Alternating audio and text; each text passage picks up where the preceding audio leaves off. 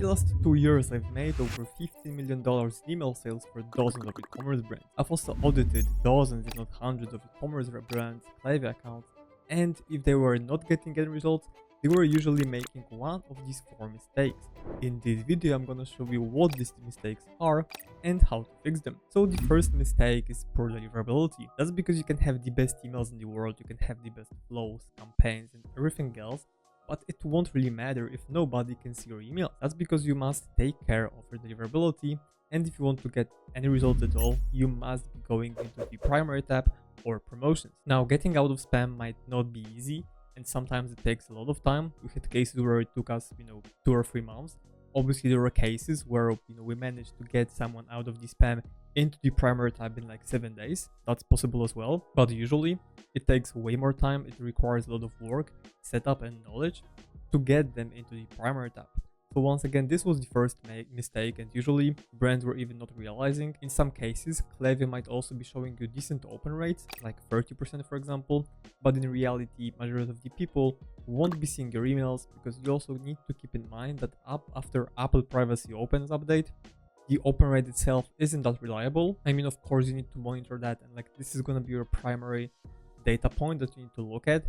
But usually 30% these days is not enough, since these open rates are already inflated, which means that 30% is a little bit on the lower end.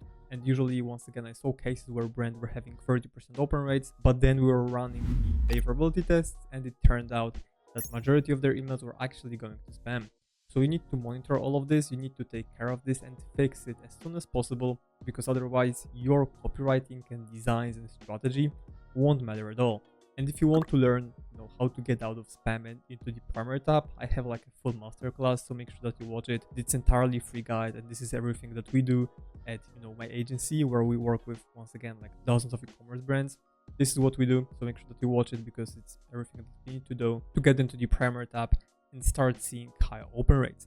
Ideally, you want to be aiming for at least 40% open rates on your campaigns and flows. Usually for flows, it can be even above 45% as safe benchmark. So that was the first mistake, and you already know how to fix it. You can watch the entire video.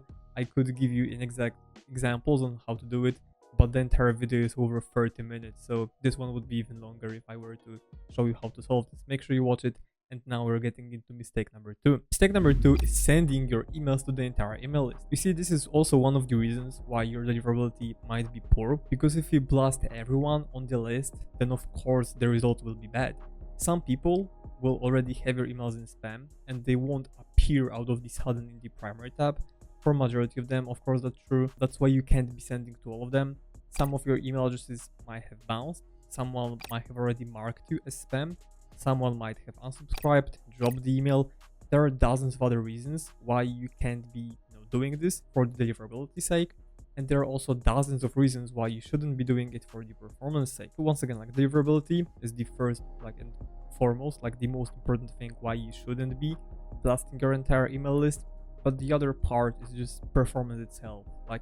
If you blast every single email to everyone, the content won't be personalized at all, and you won't be able to get the right messaging in front of the right people. So you can't be sending your entire email list.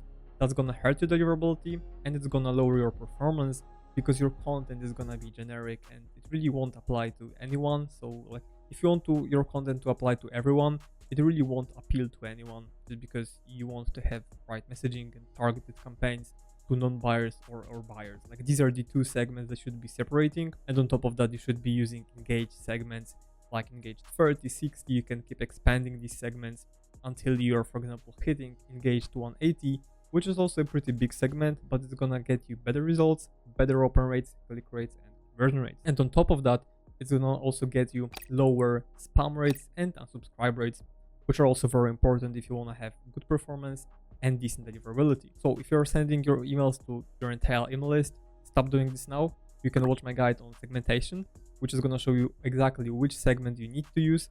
There isn't a lot of them. A lot of people are overcomplicated. They are doing micro segmenting, where segments have 50 people. So of course it won't bring in any decent performance for sending an email to the list or segment of 50 people. You need to go broader, but also make these segments thought through and approach it strategically. That's why you can watch my video showing you how to do it and how to segment your email list. Once again, it's an entire in-depth guide, and as I said, in terms of deliverability, for the segmentation, the same is true, which is that we're using the same guide internally for our clients and for our agency as well. Now, mistake number 3 is wrong messaging. This is a little bit tied with the previous point, which is sending to the entire list, because then after you implement the segmentation, you can adjust your messaging, and you should be doing this. As you can see, this video is structured in a way that helps you take from A to Z, like solve these mistakes, because you could be, I could mention wrong messaging as the first thing, but if your deliverability is poor, or if you're sending to the entire list, it won't really matter at all. That's why, once again, take care of deliverability, stop sending to your email list, and then apply the right messaging. By the right messaging, I mainly mean to have different campaigns for buyers and non-buyers. That's because these two are gonna have different needs, desires, wants, and fears. If someone is a buyer, they already trust you, they already bought your product, and if you have something that is replenishable, that can be bought every single month, like let's say supplements, there is gonna be a different reason for this person not buying versus non-buyer not buying. If a non-buyer or prospect hasn't bought from you yet, it means that maybe price is too high, maybe they didn't trust you, maybe they bought from the competitor, and there could be dozens of other reasons why someone hasn't bought. But these reasons or objections will be different for those people, for your prospects, if you compare them to buyers. For buyers, maybe they bought, but it didn't work for them. Like, they trust you, but it didn't work for them. So the chances of them buying are quite low. That's why you can, for example, tell them like, hey, if this hasn't worked for, okay, this is not the best campaign angle, but you need to tell them like, okay, if this hasn't worked for you, then maybe you need to start doing it differently. Like, if you're selling supplements and someone hasn't seen the results after the first month, I would address it up front. Like, hey, sometimes some of our clients or customers are seeing the results after 15 to 30 days, but 50% of our customers are seeing results after 45 or 60 days, which could well be the case, but someone thought that, okay, I'm gonna buy 1 month supply and I'm gonna change my life with this supplement, which might not be true. But on the other hand, like, if you send this campaign, like telling people you need to use supplement for 3 months to non-buyers, it wouldn't really apply. And I mean, it could apply, but it wouldn't perform that well, because if I'm not your customer, like if you tell me, hey, look, you need to be taking the supplement for 3 months to see the results, I'm gonna be like, I don't need it. I wanna have results right now, like today.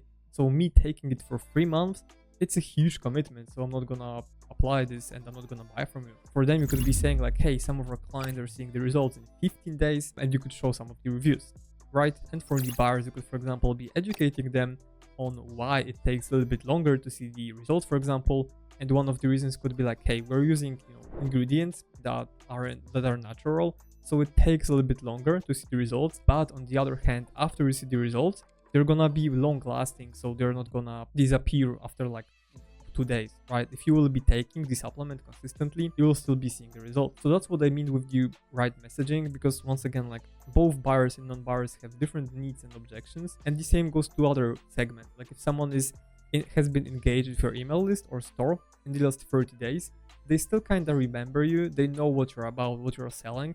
So the messaging for them will be different than someone who, for example, opened an email from you like half a year ago, right? You would need to remind those people a little bit more about what you do, about why they signed up in the first place. And there are a bunch of other angles that you should be covering based on the segment you're sending your campaigns to. So once again, wrong messaging is one of the huge mistakes why your email marketing might not be getting the results. If you want to learn like how to, for example, create high converting content campaign calendar, I also have a video on that. It's actually a little bit shorter than the 2 previous ones. It's gonna be like 15 minutes, but it's gonna show you how to create high converting calendar to tackle multiple objections and send the right campaigns to the right people. Mistake number 4 is sending frequency. You see, this is one of the huge mistakes I see that majority of the e-commerce brands are making, which is they want to get results, but they don't want to send campaigns. It's like, okay, if you wanna get results with ads, do you run ads or you don't? Like, what I mean is, okay, if you were to run Facebook ads and you want to get, for example, ROAS 4 or 5, but you're like, I want to get this ROAS, but I don't want to test any creatives. Like, I don't want to test, interests, creatives, copy, landing pages. I just want to get the ROAS. Okay, so get it. It will be very hard doing it right off the bat because you need to be sending emails in order to get results from email. I know it sounds quite simple, but for some reason, brands are scared to send emails. And when I tell them that usually what we're seeing works the best is between 4 to 5 campaigns per week, they're like not believing me. It's like, aren't people mad? Aren't they annoyed about getting 4 emails per week? And the truth is that if you combine the two previous mistakes, which is sending to the right segment and the right messaging, people will be looking forward to getting emails from you. If you would be sending some generic content to everyone and landing in spam, of course, they would be annoyed by getting multiple, spammy emails. But if you're sending right emails to the right people, then they will be looking forward to it, because you need to remember that they signed up to your email list. Unless you of course bought the list, but I never recommend buying lists. Like if you're buying an email list, stop doing it right now and delete all of those people from your current email list. But because you should be never doing that. But if you're not doing that, which I hope you're not, people signed up to your email list on their own. Like they weren't forced to do this, they signed up, which means that there is a reason for this. Most likely they either have a problem or they're interested in what you're selling. That's why you need to be sending a lot of campaigns to solve multiple objections and multiple wants and fears and desires. Usually when we send campaigns for clients, we list down the objections and it's never less than 5, trust me.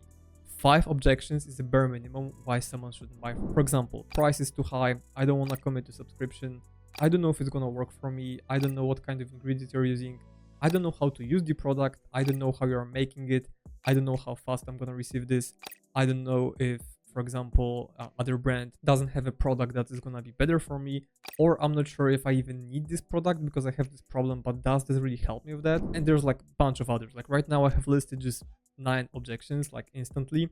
So trust me, when someone is actually going to buy from you and spend money on your product, you're gonna have way more than that. That's why you need to be sending a lot of and by a lot of campaigns, I mean like between 3 to 5 per week. Usually I wouldn't recommend doing more unless you have like a huge email list and your email list is used to getting daily emails. Because if right now you've been sending like 1 campaign per month and out of this sudden you start sending 7 per week, okay, people will get annoyed. That's true, they will.